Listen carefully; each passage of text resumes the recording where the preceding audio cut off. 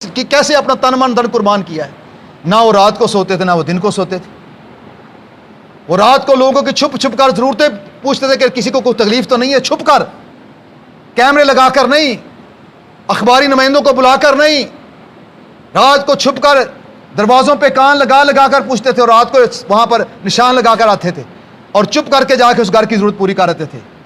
وہ جو اسلام پر چلنے والے تھے, جو اسلام کی قدر کرنے والے تھے, ان لوگوں نے اس طرح اسلام کے ساتھ وفاداری کی ہے, تمہارے اسلام کے ماننے والوں کے ساتھ وفاداری کی ہے. جب سے ہم لوگوں نے یہود و نصارہ کے ایجنٹوں کے ساتھ وفاداریاں نبھائی ہیں تو ہمیں ذلت ہی ملی ہے. ہر کسی نے, آنے والے نے ہمارے اوپر بوجھ بڑھایا ہے, ہماری مشکلوں کو بڑھایا ہے. کسی نے ہمارے لیے آسانیاں پیدا نہیں کی ہیں. آسانی پیدا تو میرے لیے ایک ہی کرے گا, اور وہ دین ہے. اپنے آپ کو دین کے راستے میں لے آؤ, ابھی بھی وقت ہے. آج آپ کے پاس وقت ہے, اپنا رخ بدل لیں, اپنی ذات برادریوں سے باہر آ جائیں, اپنی رشتہ داریوں سے باہر آ جائیں. اللہ اور اس کے رسول کے لیے اس امانت کو استعمال کریں, اس مقدس امانت کو ان لوگوں کو دیں جو اس کے حقدار ہیں, اور پھر انشاءاللہ آپ کو اس کے ثمرات اور اس کی برکتیں بھی ملیں گی. تو اللہ فرماتا ہے ام حسبتم ان تدخلوا الجنہ, کیا تم گمان کرتے ہو کہ تم جنت میں ایسے ہی داخل ہو جاؤ گے؟ وَلَمَّا يَعْلِمُ اللَّهُ الَّذِينَ جَاهَدُوا مِنْكُمْ وَيَعْلَمَ الصَّابِرِينَ, جب تک کہ اللہ پاک تم میں سے مجاہدوں کو اور صبر کرنے والوں کو الگ الگ نہ کر دے. یعنی اللہ تعالیٰ آزماتا ہے, تکلیفیں دے کر, مصیبتیں دے کر, پریشانی دے کر, اور اس کا مقصد ایک ہی ہوتا ہے, ایک ہی مقصد ہوتا ہے کہ کھڑے کھوٹے کی پہچان ہو جائے, پتہ چل جائے اصل کون ہے, نقل کون ہے, پتہ چل جائے اندر سے دین کے ساتھ وفا کرنے والا کون ہے, اندر سے کلمہ پڑھ کر اس کی لاج رکھنے والا کون ہے, اندر سے دین کے لیے اپنے تن من قربان کرنے والا کون ہے, اور زبانی باتیں کرنے والا کون ہے. ہاں جی, وہ آپ نے واقعہ سنا ہے کہ مجنو سارے بنتے تھے. کیوں بنتے تھے؟ چوری کا پیالہ آتا تھا نا جی. آج سارے ملک کے وفادار بنتے ہیں, کیوں؟ اربوں خربوں کی امدادیں آتی ہیں, اربوں خربوں کے جناب فنڈ ملتے ہیں, اربوں خربوں کی سہولیات ملتی ہیں, کروڑ کروڑ روپیہ ان کی تزئین و عیش پہ مکانوں کی سجانے کے لیے مل جاتا ہے, اربوں خربوں کے ٹھیکے کھا جاتے ہیں. ہاں جی, آج اس لیے جناب آپ کو محب وطن ہونے کا دعویٰ, جناب ہم بڑے محب وطن ہیں, ہم وطن کے لیے یہ کر رہے ہیں, وطن کے لیے وہ کر رہے ہیں. اگر اتنے وطن کے وفادار تو سب سے پہلے اپنے 300 کنال کے گھر بیچو اور عوام میں آ کر رہو, یہاں محلوں میں رہو, آ کر تمہیں پتہ چلے ان کی تکلیفیں کیا, مصیبتیں کیا ہیں. جو بندہ 300 کنال کے گھر میں رہتا اسے کیا پتہ 3 مرلے والے مکان میں رہنے والے کی کیا مشکل ہے. تو سارے وہاں پر مجنو, روز مجنو ہونے کے نعرے مارتے تھے, میں بھی مجنو ہوں, میں بھی عاشق کے رسول ہوں, میں بھی سرکار کا دیوانہ ہوں, میں بھی بڑا جناب یہ کر سکتا ہوں, وہ کر سکتا ہوں. تو جب چوری کا پیالہ آتا تو سارے مجنو بن جاتے, میں لیلا کا مجنو ہوں, میں بڑا پیار کرتا ہوں, مجنو میں ہوں, میں مجنو اس کے لیے جان دے سکتا ہوں, میں نے اس کے لیے جناب گھر بار چھوڑا ہے, میں نے اس کے لیے یہ کیا ہے. وہاں جناب پورا وہ سرائے بڑھ گئی مجنوؤں سے, سارے مجنو وہاں پر. چوری کا پیالہ آتا ہے, کبھی کوئی چھین کے کھا جاتا ہے, کبھی کوئی کھا جاتا ہے. اس نے ایک دن جا کر اس نے لونڈی نے کہا لیلا سے, لیلا وہاں پر تیرے مجنو تو آپ ان کے گنے بھی نہیں جاتے, اب تو سارا شہر تیرا دیوانہ, تیرے مجنو بن گئے ہیں, اب مجھے کیا پتا اصل مجنو کون ہے. تو لیلا کو پتا تھا اصل مجنو کون ہے. دکھ والے جانتے ہیں, درد والے جانتے ہیں اصل مجنو کون ہے, ان کی پہچان کیا ہے. مفاد پرست نہیں سمجھ سکتا, جو نالی اور گلی کے لیے بک جائے اسے کیا پتا سرکار کے دیوانے کون ہے, اسے کیا پتا سرکار سے وفا کرنے والے کون ہے. جس کی اوقات صرف یہ ہو کہ وہ میٹر لگوانے پہ بک جاتا ہے. تو نے اپنی قدر کیا جانی ہے مسلمان, اے نبی کے غلام, تو نے اپنا مول کیا ڈالا, ایک میٹر, ایک گلی, ایک نالی, یہ تیری حیثیت اپنی ڈالی تو نے. تیرا مقام تو بہت اونچا تھا لیکن تو نے اپنی حیثیت کو پہچانا نہیں ہے. تو اس کو پتا تھا, لیلا تھی نا, اس کو پتا تھا مجھ سے پیار کرنے والا کون ہے, اور اس کی ادا کیا ہوگی, وہ کیسا ہوگا. اس نے کہا تو روز جاتی ہے, تجھے نہیں پتا چلتا مجنو کون ہے. میں یہاں پر دیکھ سکتی ہوں میرا مجنو کون ہے, مجھے پتا ہے مجھ پہ مرنے والا کون ہے, میں جانتی ہوں مجھ سے وفاداری کا نبھانے والا کون ہے, میں جانتی ہوں اس کو. اس نے کہا پھر پتا مجھے کیسے پتا چلے گا. اس نے کہا آج چوری نہیں لے کے جانی, آج خالی پیالہ لے جا اور ایک چھری لے جا, بس آج تجھے پتا چل جائے گا مجنو کون ہے. یہ میں نے کہا نا, یہ اللہ فرماتا ہے کہ یہ تلک الایام ونداولها بین الناس, یہ گردش ایام ہے جنہیں لوگوں کے درمیان ہم گھماتے ہیں پھراتے ہیں. کیوں؟ اللہ کو کیا ضرورت ہے ان گردش ایام کرنے کی. اللہ کہتا تمہیں دکھاؤں جھوٹے نعرے مارنے والے کون ہیں, اور جھوٹی گدیوں پہ بیٹھ کے سرکار کے نام پر کھانے والے کون ہیں, مدارس میں بیٹھ کر جھوٹا سرکار کے دین کا نام لبادہ اڑ کر کھانے والے کون ہیں, اور جب سرکار کے دین کو خون کی ضرورت پڑتی پھر خون دینے والے کون ہیں. یہ مقصد ہوتا ہے. تو لیلا نے کہا جا پھر آج خالی پیالہ لے جا اور چھری لے جا, آج میں تجھے بتاتی ہوں, اور جا کے کہہ. آج لیلا کہتی چوری نہیں ملے گی, آج لیلا کو مجنو کا خون چاہیے. آپ جب گیا, جب بھاگے سارے مجنو، پیالہ دے کر بھاگے، جب گیا تو پیالہ خالی تھا، نے کہا جا خالی پیالہ، اس نے کہا جی خالی پیالہ اس لیے لیلا کا آج کچھ اور فرمان ہے، آج لیلا کچھ اور چاہتی ہے۔ کیا چاہتی ہے؟ اس نے کہا لیلا کہتی ہے کہ مجنو سے کہو مجھے خون کا پیالہ بھر کے دے۔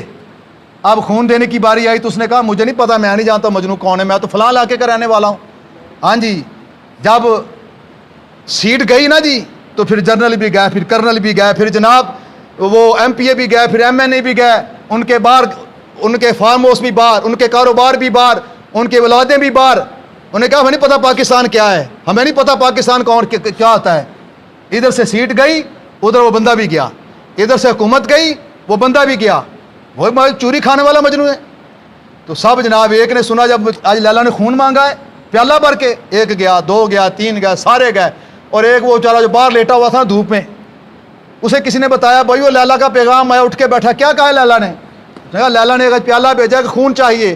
وہ بیچارے نے جس نے کبھی ایک نوالا بھی نہیں کھایا، وہ لبیک والے جنہوں نے کبھی 1 روپیہ بھی حکومت سے نہیں لیا، انہوں نے کہا سرکار کے دین کی بات آ گئی، گستاخ نے سرکار کی گستاخی کر ڈالی، میں آ رہا ہوں یا رسول اللہ، لبیک میں حاضر ہوں، میرا مال حاضر، میری جان حاضر۔ باب خادم حسین رضوی کی اولاد نے یا باب خادم حسین نے کوئی حکومت کی مراد نہیں لی، لیکن جب سرکار کی عزت اور ناموس کی بات آئی تو اس نے کہا میں حاضر ہوں یا رسول اللہ، میں حاضر ہوں، اپنا سب کچھ الٹا دیا۔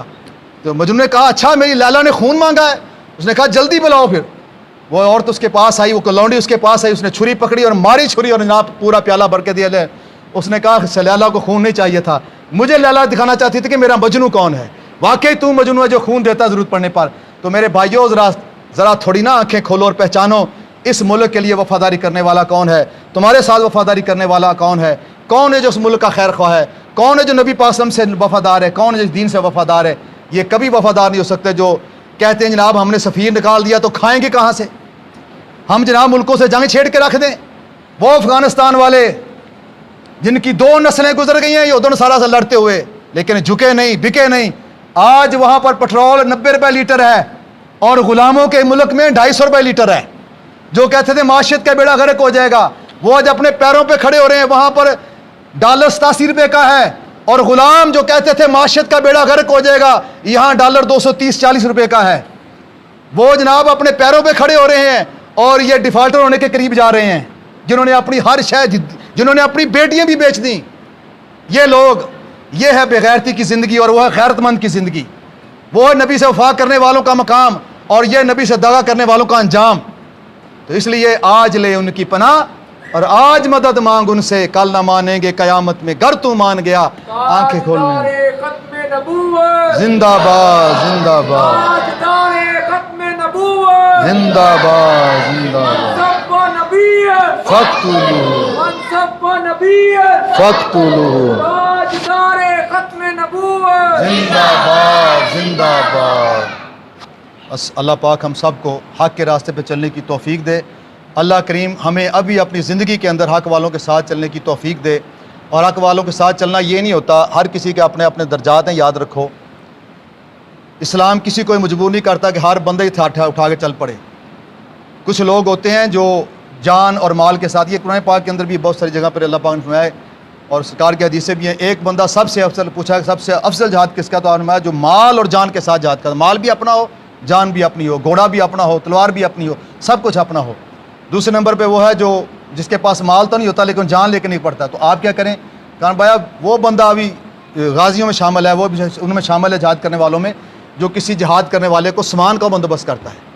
آپ خود نہیں جا سکتے تو جو اس راستے کے مسافر ہیں ان کے ساتھ تعاون کریں، ان کے لیے معاملات ان کے کریں، ان کے، اور جو کچھ بھی نہیں کر سکتا، جس کے پاس مال بھی نہیں ہے، جو جان بھی نہیں لگا سکتا، اس درجے کا ایمان نہیں، وہ ان کے لیے بیٹھ کے دعائی کر دیا کرے، یا اللہ جو تیرے نبی کے نوکر بن کے نکلے ہیں، جو تیرے نبی کے دین کے لیے نکلے ہیں، جو اس ملک کے بقا کے لیے نکلے ہیں، جو سرکار سے وفا کرنے کے لیے نکلے ہیں، ان کی مدد فرما دیں۔ تمہاری دعائیں بڑی ہیں پھر ان کے لیے، خیر خواہی بڑی ہے، لیکن اپنی زبانوں کو بند رکھا کریں۔ اتنی تکلیف دشمن کے تیر سے نہیں ہوتی جتنی اپنوں کی بات سے ہوتی ہے، کلمہ پڑھنے والوں کی تنقید سے جتنی ہوتی ہے نا، اتنی دوسروں کی بات نہیں ہوتی، یاد رکھیں۔ اس لیے آپ اپنی زبانوں کو بند رکھ کے کم از کم وہ کام کر لیا کریں جو آپ کے بس میں ہے۔ آپ کچھ نہیں کر سکتے، ان کے لیے دعا کر دیا کریں۔ اللہ پاک ہم سب کو دین محمدی سے وفا کرنے کی توفیق عطا فرمائے۔